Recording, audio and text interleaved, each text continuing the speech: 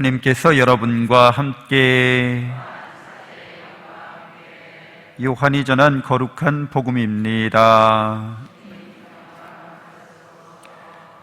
그때 예수님께서 제자들에게 말씀하셨다. 아버지께서 나를 사랑하신 것처럼 나도 너희를 사랑하였다. 너희는 내 사랑 안에 머물러라. 내가 내 아버지의 계명을 지켜 그분의 사랑 안에 머무르는 것처럼 너희도 내 계명을 지키면 내 사랑 안에 머무를 것이다. 내가 너희에게 이 말을 한 이유는 내 기쁨이 너희 안에 있고 또 너희 기쁨이 충만하게 하려는 것이다. 주님의 말씀입니다. 그리스도님 찬미합니다. 찬미예수님, 하나님의 복덩이 고맙습니다. 고맙습니다. 네, 성경 통독 강론 마르코복음 이어서 6장서부터 8장까지 나누도록 하는데요. 6장에서 12제자를 파견하시는 장면으로 오늘 함께 나눌 내용이 시작하는데, 예수님께서 제자들이 온전하게 하나님의 사랑 안에서, 그분의 은총 안에서 구원의 기쁜 소식을 전하도록 파견하시고, 또 그런 파견이 있고 나서 이제 세례자 요한의 죽음에 관련한 이야기들이 이렇게 나오게 됩니다. 헤로데 궁전에서 벌어지는 좀 끔찍하고 참혹한 그런 비극적인 일들을, 세례자 요한의 죽음을 다루고 있는데, 곧 이어서 5,000명을 먹이신 기적 이야기가 배치되어 있죠. 그러니까 하느님 나라의 잔치는 사람들을 살리고 또 생명을 풍성하게 하는 것인데, 궁중에서 이루어지는 잔치는 이제 사람을 죽이는 내용인 거죠. 두 장면이 이렇게 대비를 이루게 됩니다. 5,000명을 먹이신 기적 이야기는 성체성사를 예시하는 거죠. 하느님께서 우리를 먹이시고 우리를 살게 하시는 분이신데, 이제 영원한 생명을 우리에게 주시고자 영원한 생명을 주는 빵을 우리에게 주신다는 것을 예고하고 있습니다. 그리고 그 빵은 곧 이제 하나님의 아드님이신 예수 그리스도이십니다. 그래서 예수님께서 기적을 베푸시고 제자들을 먼저 보내고 갈릴리아 호숫가에서 역풍에 시달리고 있는 그 배에 타고 있는 제자들을 무리를 걸어서 다가가시는 거죠. 그래서 제자들이 유령이라고 외치고 있는 장면을 보게 됩니다. 예수님이 하신 말씀이 용기를 내어라, 나다, 두려워하지 마라, 이렇게 말씀해 주세요. 그래서 여기서 우리가 살아가면서 역경이나 시련을 만나게 됩니다. 근데 역경과 시련 중에 용기를 내야 한다는 거죠. 우리가 경험하는 모든 것들은 우리한테 필요한 일들이라고 받아들이셔야 합니다. 그것은 마치 내가 그러한 경험을 통해서 성장할 필요가 있었다고 그렇게 내 자신이 받아들이기 때문에 일어나는 일들이다, 이렇게 보시는 게 우리한테 유익합니다. 어쩔 수 없는 상황의 피해자다, 이렇게 보시면 억울하죠. 내가 그 억울한 일을 통해서 성장하는 것은 더 어렵습니다. 우리는 어떤 상황에 대해서 의미 부여를 할 수 있는 존재이기도 하죠. 개나 고양이는 자기가 처한 상황에 대한 의미 부여를 하지 못합니다. 그냥 상황을 적절하게 견디어내거나 회피하거나 싸우거나 그렇게밖에 못하는 거죠.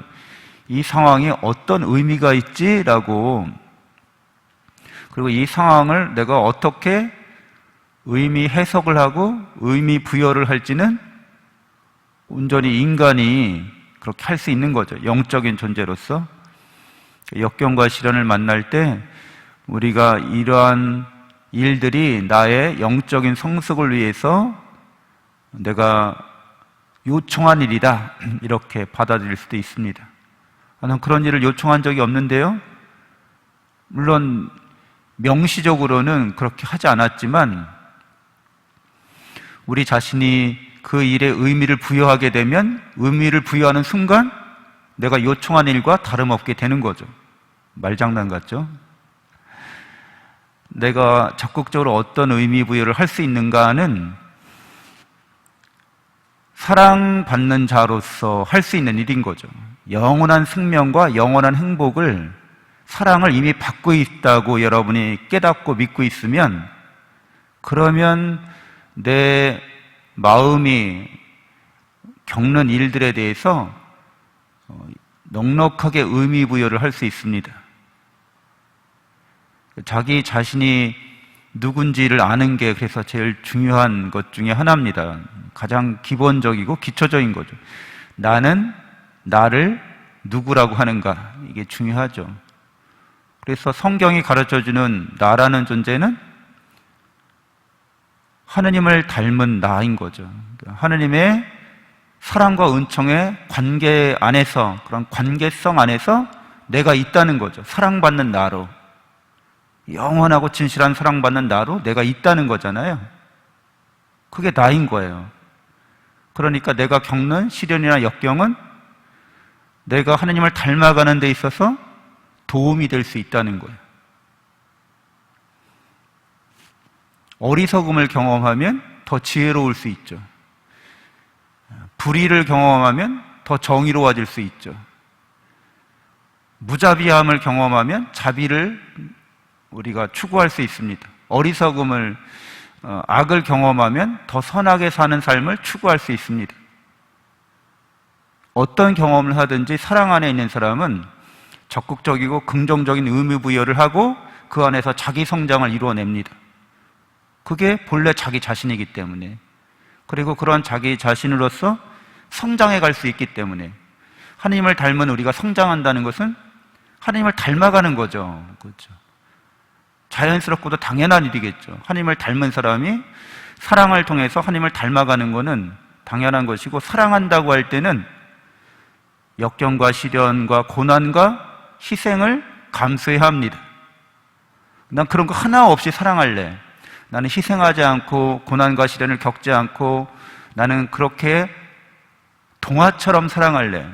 동화에서도요, 그렇죠, 신데렐라가 백마탄 왕자랑 결혼하기 위해서는 많은 시련과 고난을 겪습니다.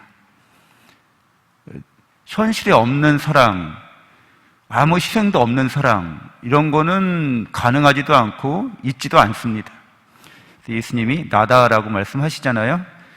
나다라는 뜻은 모세가 하느님, 당신 이름을 무엇이라고 백성에게 알려줘야 합니까? 라고 물었을 때 하느님께서 야훼라고 이름을 말씀하시는데, 그 이름의 뜻은 나다라는 뜻이죠. 나는 있게 하는 나다. 나는 있는 나다. 나는 항상 있을 것이다.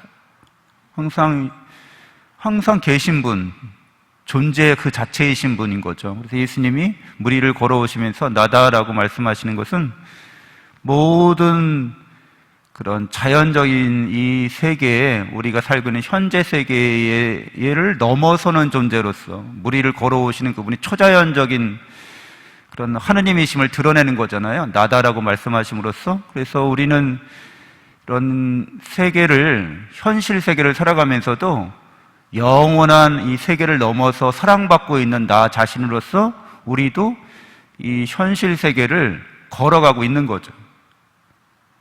자연적인 존재이기도 하지만 우리는 초자연적인 존재이기도 하다는 거죠. 본래 나가 하나님을 닮았기 때문에 닮아가는 것으로서 그렇다는 뜻입니다. 그래서 제자들이 마음이 완고해져서 그 의미를 깨닫지 못한다는 이야기를 하고 있어요. 그래서 병자들을 고쳐주고 조상들의 전통에 관한 논쟁이 시작됩니다. 7장에서 우리는 전통에 따라서 이렇게 살아왔는데 왜 전통을 어기냐는 거예요. 국수주의죠, 일종의. 우리 민족이 최고, 뭐 이러고 우리 국뽕에 차 있어서 전통을 어기면 안 된다고 얘기하는 거죠. 근데 예수님이 그런 전통들이 본질이 뭐냐는 거죠. 그렇죠? 사랑한다고, 민족을 사랑하는 거잖아요. 자기 민족을, 자기 전통을 사랑하는 거잖아요. 그럼 사랑이 뭔지를 우리가 깊이 알게 되면 그 전통 때문에 애먼 사람들을 죄인으로 몰거나 단죄하지 않을 거라고 이렇게 말씀해 주세요. 근데 이 과정 중에서 진정한 믿음을 보이는 사람이 있습니다. 시로페니키아 여자의 믿음인 거죠. 예수님이 이렇게 기적을 일으키시고 5천 명을 먹이시고 이제 피정을 가시려고 할 때마다 이제 사람들을 계속 부딪히고 만나고 논쟁하고 이렇게 되시는 거예요. 그래서 몰래 숨어 계시려고 페니키아 지방으로 가는데 거기서 몰래 숨어 계시다고 소문이 나가지고 이제 그 여자가 자기 딸이 마귀 걸렸는데 도와달라고. 그래서 예수님이 뭐라고 그래요? 자녀들이 먹을 빵을 개에게 던져주는 건 옳지 않다고 얘기하죠. 굉장히 심각한 뭐예요? 모욕적인 말인 거잖아요. 그 말을 들으면 화가 나가지고 아니 뭐 예언자라고 훌륭한 이스라엘의 선생이라고 그러더니 국수주의자네. 아주 이스라엘 민족만 아는. 그러고도 뭐 당신이 하나님의 사랑을 얘기할 자격이 있어 하고 막 퍼부을 수 있는데 뭐라고 얘기해요, 이 여인이? 개도 주인상에서 떨어지는 빵 부스러기를 먹지 않습니까? 이렇게 얘기하죠. 그러니까 사랑에 대한 믿음이 있었던 거죠. 그러니까 보편적이고 우주적인 모든 곳에서 진리로 통용되는 사랑에 대해서 이 여인은 신앙 고백하고 있는 거죠.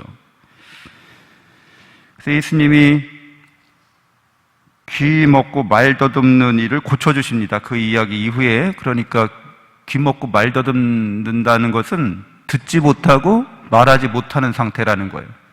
사랑에 대해서, 그 사랑의 진리에 대해서 듣지 못한다는 거죠.